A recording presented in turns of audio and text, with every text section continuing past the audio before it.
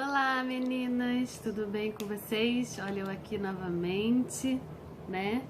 Pra gente dar continuação aí ao nosso estudo, que tem como título, vocês lembram? Fala aí se você lembra. Qual é o título do nosso estudo? Enfrentando as tragédias da vida, né?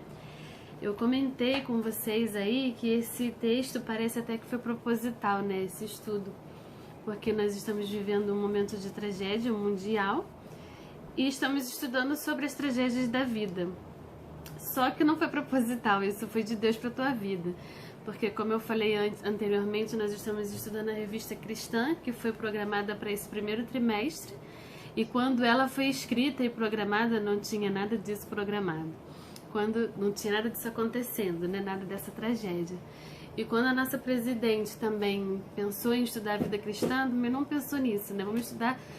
Ela queria que nós estudássemos a revista desse ano e também nem imaginava que viria tão a calhar com o momento que estamos vivendo. Recapitulando o que já vimos falando até aqui, né? Na introdução falamos aquela frase muito especial sobre aqueles que creem em Deus e espera-se postura de fé e confiança inabalável em meio à crise.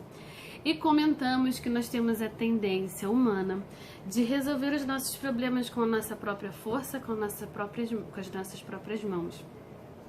Esquecendo muitas vezes de perguntar a Deus qual é a vontade dele para nós. E vamos fazendo e fazendo e fazendo até que chega um momento que a gente fala, tem muitas pessoas comentam assim, agora só um milagre, como se tivesse tipo, acabou, não tem mais jeito, não tem solução, não tem como resolver. E aí fala agora só um milagre. Quando na verdade nós devíamos pensar que tudo que acontece na nossa vida é um milagre de Deus, tem a mão de Deus, né? Então desde o começo, quando eu enfrento uma crise, uma tragédia, eu preciso começar pensando, para eu sair dessa tragédia só um milagre, começar orando já desde o começo, Senhor, então faz um milagre na minha vida. E aí não sair fazendo e resolvendo e vendo aqui e olhando ali, e os amigos e isso, aquilo, outro, até que a gente não tenha mais como fugir, né? Estamos comentando sobre a vida de Elimeleque e sua família. Para quem não sabe quem é Elimeleque, ele é o esposo da Noemi. A história deles está lá no livro de Ruth. E eles estavam vivendo no tempo de Juízes. Então, um breve estudo sobre o livro de Juízes e o tempo em que Israel esteve sendo governado pelos juízes fez-se necessário nesse estudo. E nós percebemos que o povo de Israel vivia num círculo vicioso na época dos juízes. Eles não tinham um governante justo, não tinham um rei, e eles viviam um círculo vicioso, viviam momentos de prosperidade e bênção, e aí quando eles estavam muito bem com tudo que eles necessitavam diante deles, com toda a riqueza e toda a prosperidade na terra que mana leite e mel e tudo mais, o que eles faziam? Apostasia da fé. Lembramos que a apostasia é quando a gente abandona a nossa fé. E aí quando isso acontecia, quando eles esqueciam de Deus, começavam a adorar outros deuses, outros ídolos, Deus trazia o castigo divino para o seu povo. Esse castigo vinha em forma de uma seca, em forma da fome para o povo, ou uma invasão inimiga. E aí eles passavam por um período de arrependimento, clamavam ao Senhor novamente, o Senhor lembrava deles e voltavam a ter prosperidade e bênção, e o círculo começa todo novamente. Isso foi o que aconteceu no tempo dos juízes.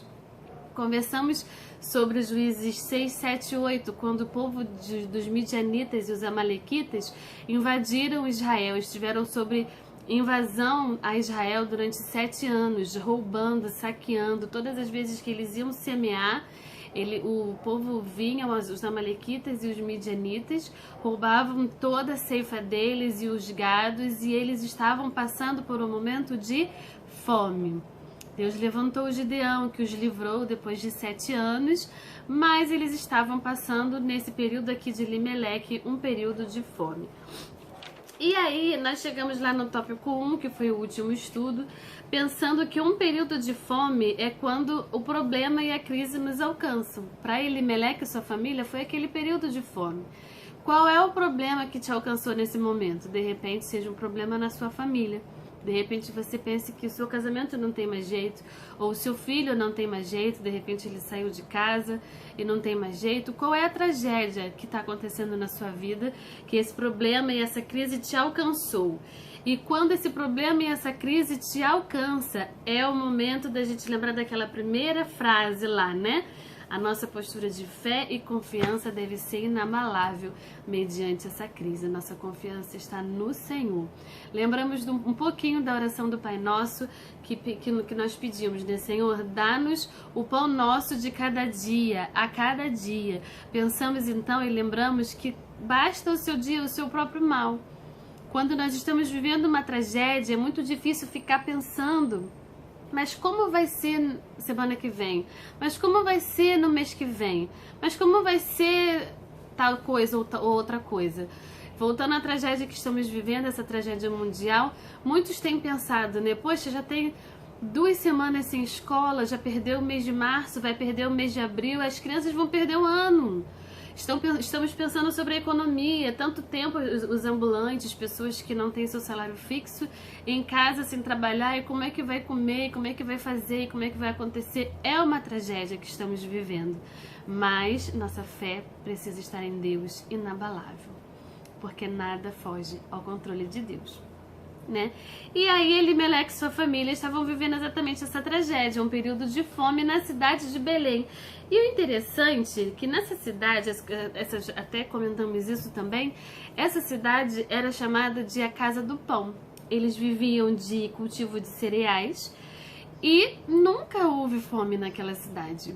Eles sempre tinham o que comer, sempre tinham cultivo dos cereais e conseguiam fazer pão e conseguiam viver bem e nunca tiveram passado por esse momento de fome até esse período, no qual houve esses saques dos midianitas e dos amalequitas e eles começaram a ter fome porque eles não conseguiam mais plantar, porque tudo que eles tinham para plantar o inimigo roubava deles, eles não conseguiam produzir os gados porque o inimigo vinha e roubava e eles estavam passando por essa fome. A fome, muito grande, por muito tempo, nos leva a ter medo de morrer, não é mesmo? Ninguém sobrevive com fome por muito tempo. E aí, podemos pensar em Elimeleque e sua família, né, que eles estavam ali passando aquela fome em Belém, sem saber, pensando no futuro, daqui a 2 semanas, daqui a 3 semanas, como vai ser. Não conseguimos plantar porque nossos cereais foram roubados, então a gente não vai ter uma colheita. Como é que vai ser? Nós não vamos ter nada, não teremos nada para comer. E agora como é que vai ser? E pensando em como vai ser no outro dia, Elimeleque tomou uma decisão humana. Em nenhum momento no livro de Ruth, lá no capítulo 1, que eu pedi para vocês lerem, comenta que Deus falou para Elimeleque que ele devia sair da sua casa, desse momento de fome, para Moabe. Em nenhum momento se falou isso. O tempo todo se fala que ele tomou a sua família, os seus filhos, seus 2 filhos e sua mulher e foi para Moabe, para uma outra terra. Ele tomou uma decisão humana, com medo do que vinha amanhã e depois de amanhã, como que vai ser isso? E aí eu lendo essa história, estudando esse texto, eu lembro muito de uma coisa que aconteceu comigo bem parecida, né?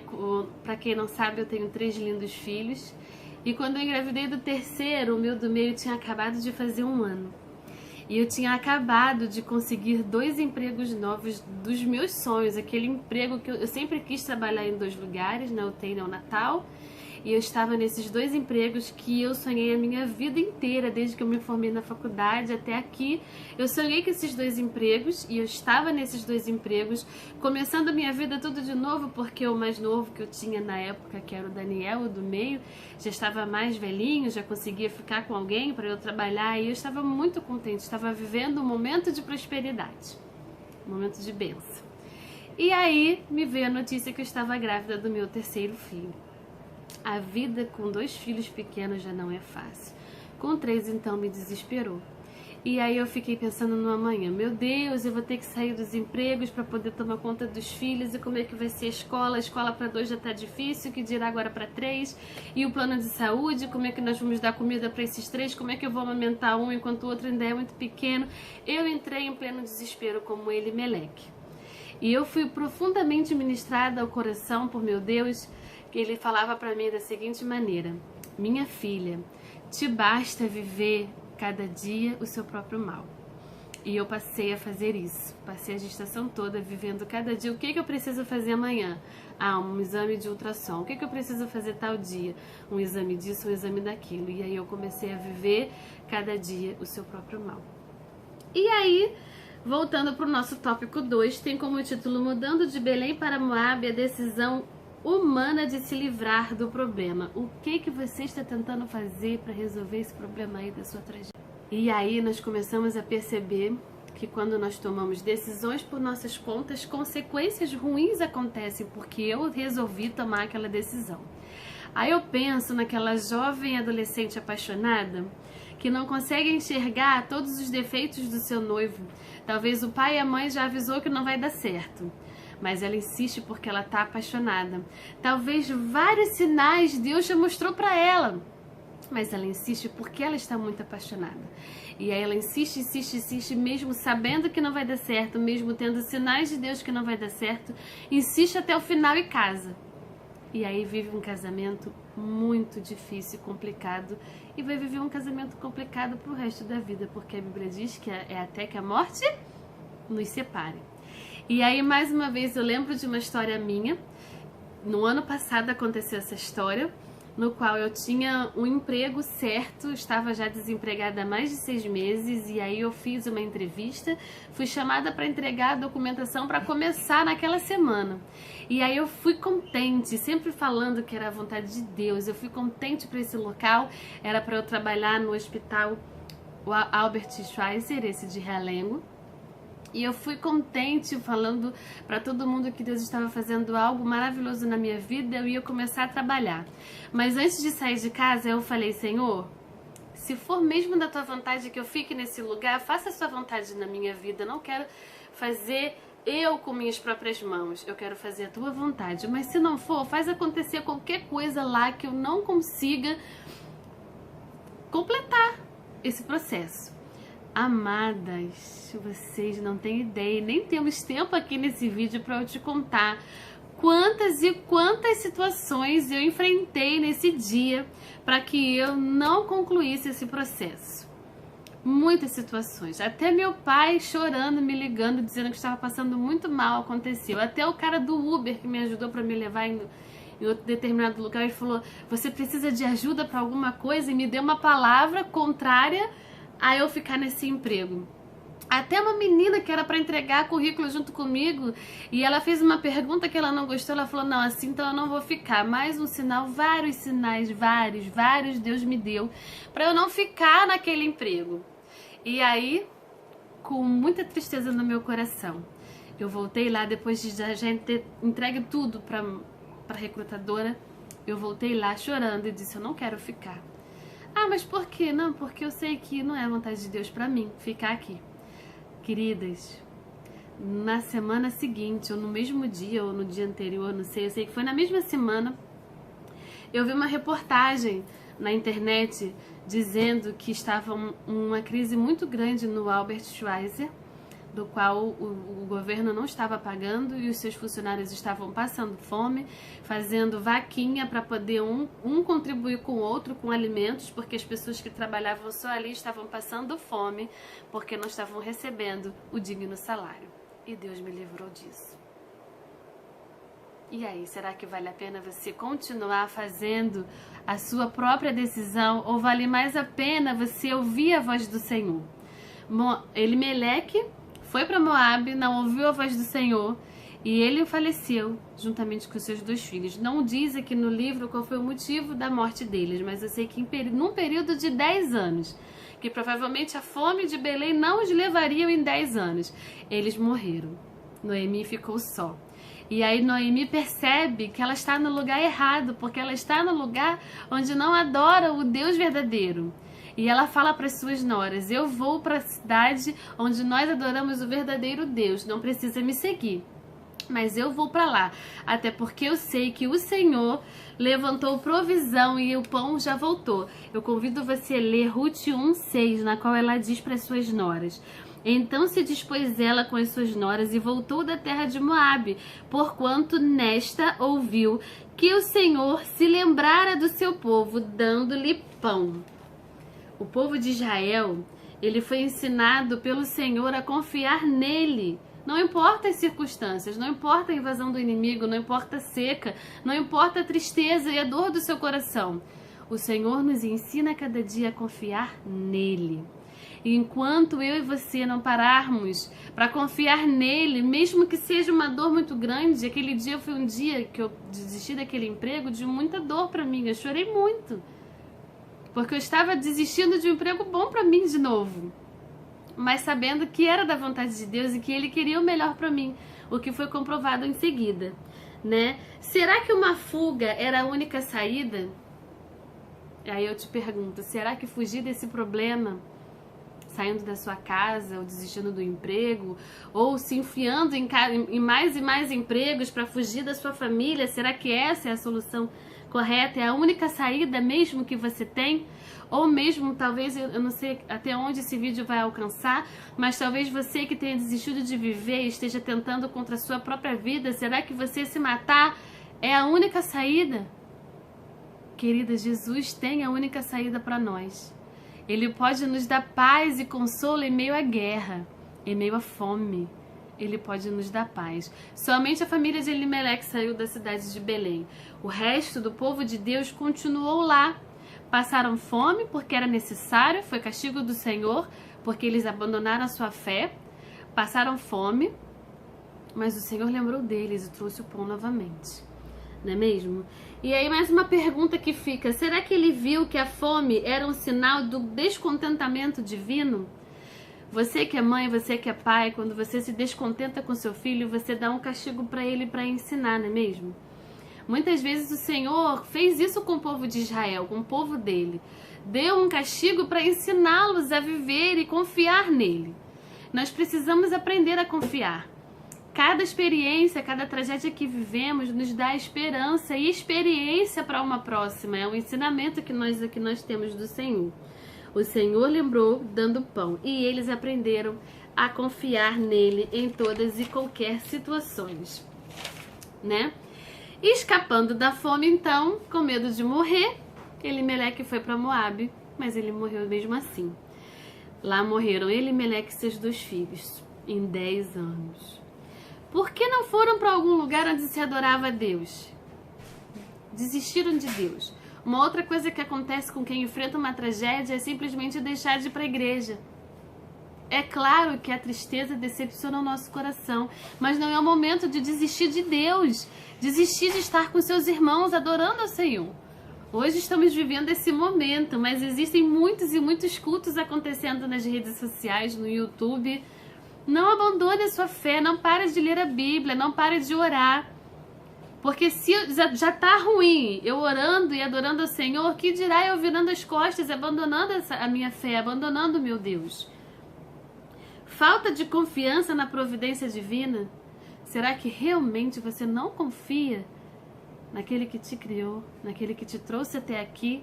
E os milagres que você já viveu, você já esqueceu? O povo de Israel viveu muitos e muitos e muitos milagres e eles esqueciam.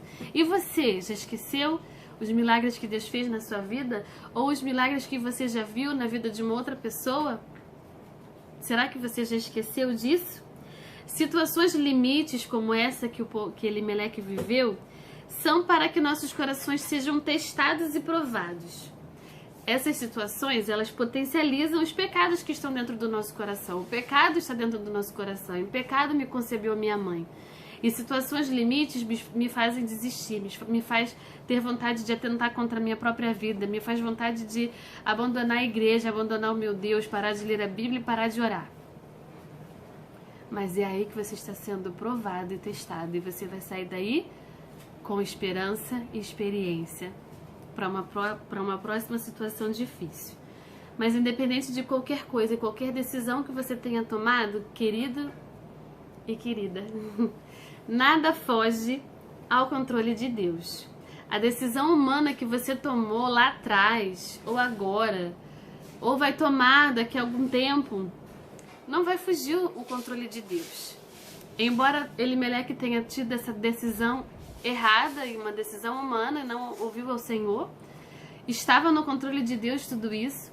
E Ruth, né, que voltou com Noemi para a cidade de Belém, casou com Boaz lá na frente. Você tem que ler Ruth para poder ver o restante da história.